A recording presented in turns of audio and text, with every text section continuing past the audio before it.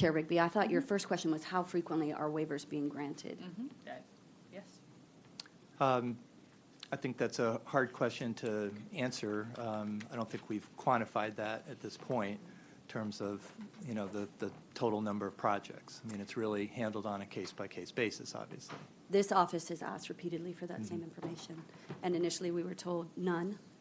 I am able to rattle off a handful of forest conservation waivers that I know that have been issued both since the 16 and perhaps even the 18 flood. Within Tiber Hudson Plumtree or within Patapsco North Branch? Both. Okay.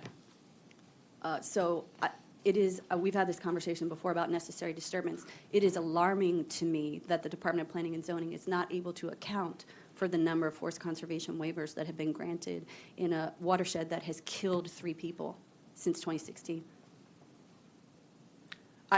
You know, it's going to be like this all morning.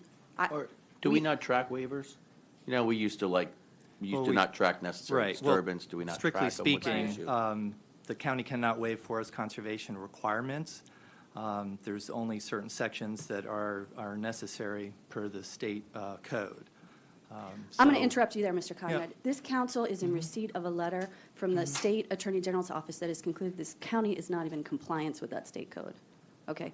Under our own county code, we're supposed to do a determination of whether or not removal of those trees will affect water quality. Is that correct? Correct. Do we do that analysis? Yeah, and that information is sent to the state. And additionally, the state has, by mandate in the state code, a certain threshold that must be met, and the State Attorney General's office conclusion is that we are not complying with that threshold, that we, instead of being really, really hard if we don't take out the trees, Howard County allows just really hard. And so the impact of that is that we end up clearing and scraping vast acreages that will then include 72 specimen trees, for example, on the Taylor Place property. I haven't seen that information from the state. You haven't seen the information from the state, but someone from No. Department of Planning and Zoning granted a waiver to the Taylor Place development to clear 72 specimen trees among some vast acreage of existing forest stand. Correct? I can't, you know, directly answer But that you question. should. That's what we're here about- to discuss. Well, we're here about Bill 38, and so we're happy to answer the questions. We didn't bring files of all past projects with us, which... Ms. Harrod, did the auditor's I would- office make these kinds of inquiries to Department of Planning and Zoning previously? Yes, we did. This bill was filed in July. And we've responded to all the auditor And your responses were questions. none, and those responses were false.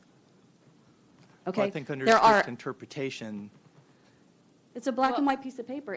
If a waiver has been granted to clear 72 Mm-hmm. specimen trees, for example, at Taylor Place, When did we get a letter from the state saying that we weren't in compliance? That was Oh, recently. about a It's in week ago. response to the delegation. About a week ago? Yes. Did we show it to them?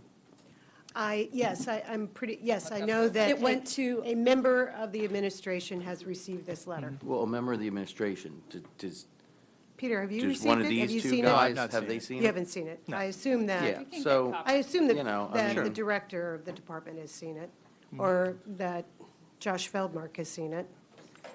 no, as part of these deliberations, I haven't seen it.